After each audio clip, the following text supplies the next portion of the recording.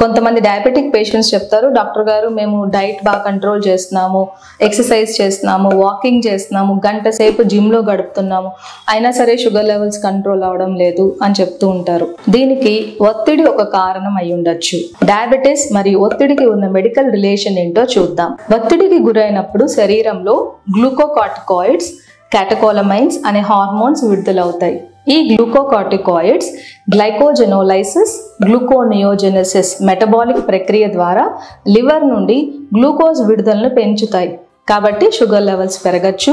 క్యాటకోలమైన్ hormones మన కండరాలు, adipose టిష్యూలోకి glucose absorb అవ్వకుండా ఆపుతాయి. దీన్ని ఇన్సులిన్ రెసిస్టెన్స్ అంటాము. దీని వలన కూడా షుగర్ లెవెల్స్ పెరగచ్చు. దీర్ఘకాలంగా ఒత్తిడి ఉన్న వాళ్ళల్లో బీటా సెల్ పనితనం తగ్గిపోతుంది. అంటే ఇన్సులిన్ రిలీజ్ కూడా తగ్గిపోయి వీళ్ళల్లో షుగర్ లెవెల్స్ పెరిగిపోవచ్చు.